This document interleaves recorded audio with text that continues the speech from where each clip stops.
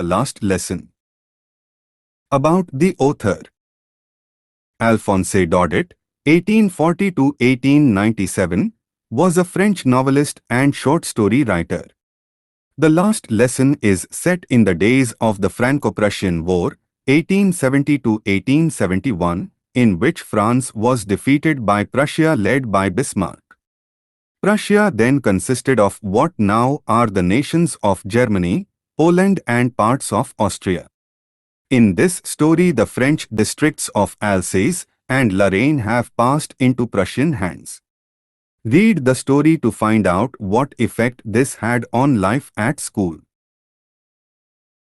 Notice these expressions in the text.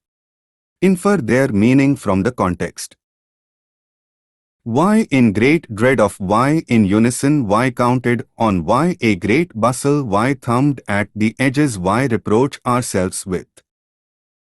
I started for school very late that morning and was in great dread of a scolding, especially because Hamel had said that he would question us on participles, and I did not know the first word about them. For a moment I thought of running away and spending the day out of doors. It was so warm, so bright. The birds were chirping at the edge of the woods, and in the open field back of the sawmill the Prussian soldiers were drilling. It was all much more tempting than the rule for participles, but I had the strength to resist and hurried off to school. When I passed the town hall, there was a crowd in front of the bulletin board. For the last 2 years all our bad news had come from there, the lost battles, the draft, the orders of the commanding officer, and I thought to myself, without stopping, what can be the matter now? Then, as I hurried by as fast as I could go, the blacksmith, watched her, who was there with his apprentice, reading the bulletin, called after me, "Don't go so fast, bub, you'll get to your school in plenty of time." I thought he was making fun of me, and reached Hamel's little garden all out of breath. Usually, when school began, there was a great bustle, which could be heard out in the street, the opening and closing of desks, lessons repeated in unison, very loud, with our hands over our ears to understand better, and the teacher's great ruler rapping on the table. But now it was all so still. I had counted on the commotion to get to my desk without being seen, but, of course, that day everything had to be as quiet as Sunday morning.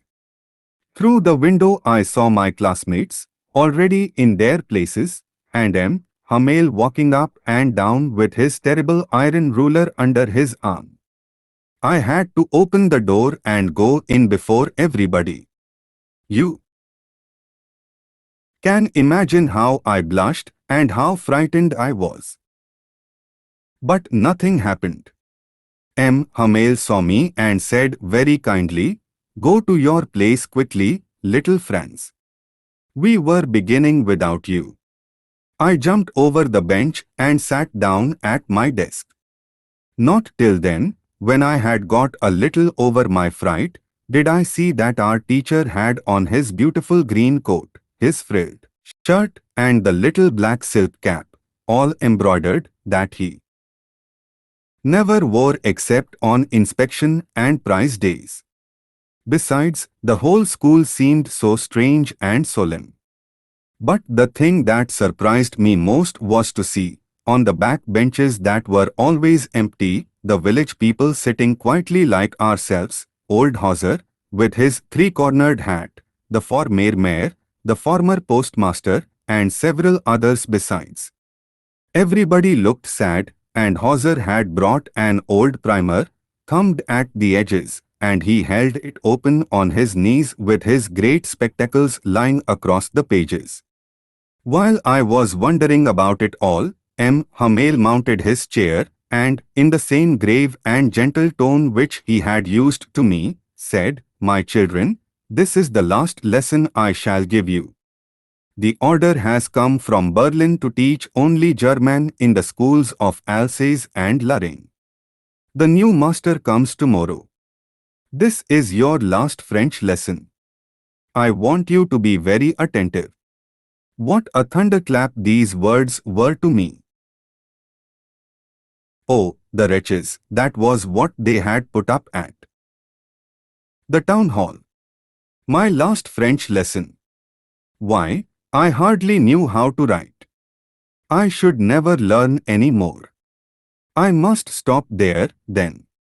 Oh, how sorry I was for not learning my lessons, for seeking birds' eggs, or going sliding on the Saar.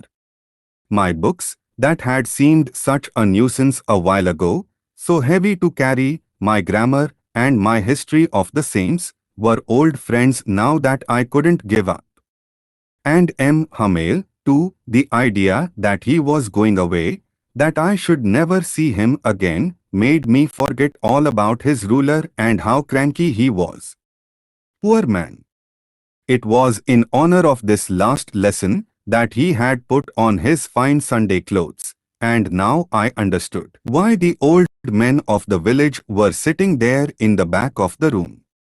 It was because they were sorry, too, that they had not gone to school more. It was their way of thanking our master for his 40 years of faithful service and of showing their respect for the country that was theirs. No more. While I was thinking of all this, I heard my name called.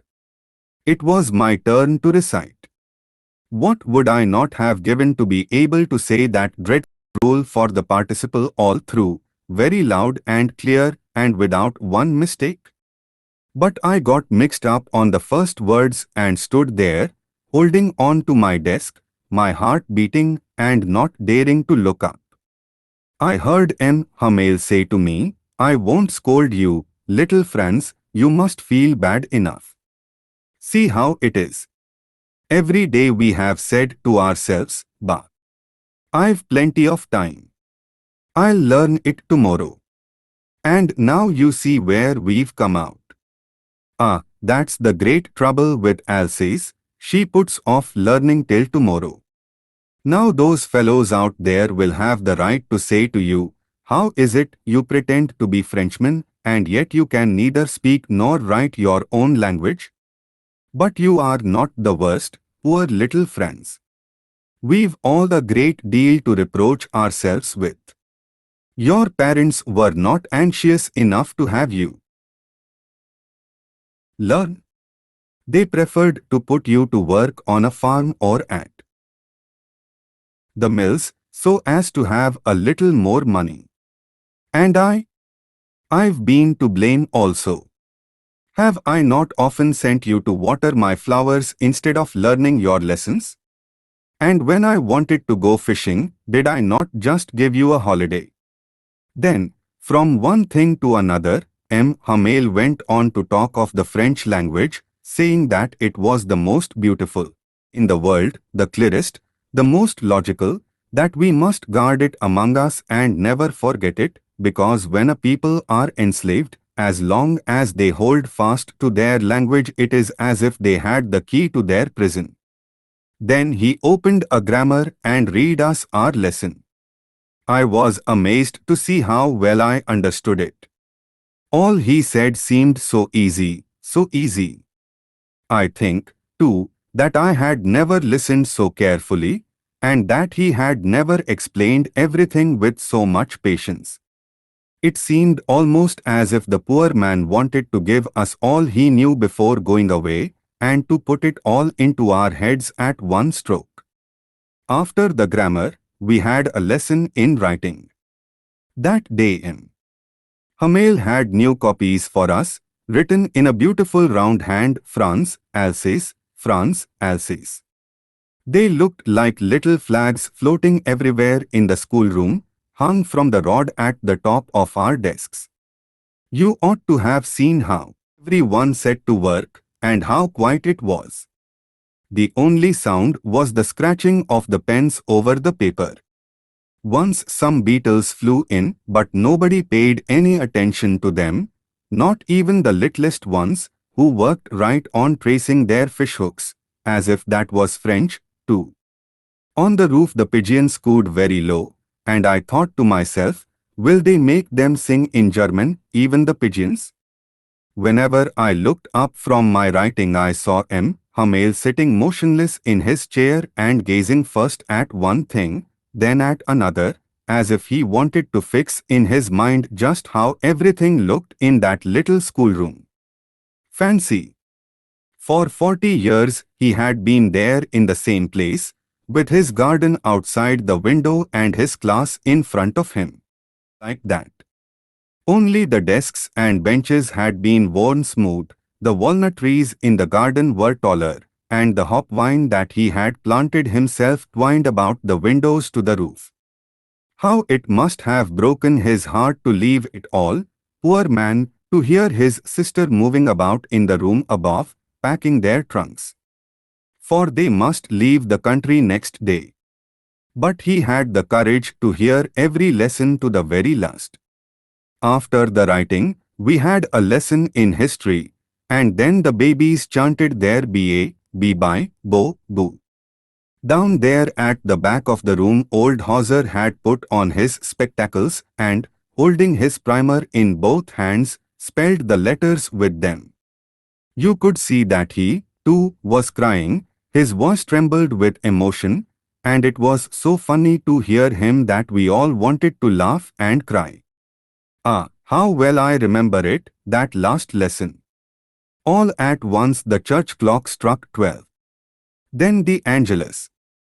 At the same moment the trumpets of the Prussians, returning from drill, sounded under our windows. Hamel stood up, very pale, in his chair. I never saw him look so tall. My friends, said he, but something choked him. He could not go on. Then he turned to the blackboard, took a piece of chalk, and, bearing on with all his might, he wrote as large as he could, Vive la France. Then he stopped and leaned his head against the wall, and, without a word, he made a gesture to us with his hand, School is dismissed, you may go.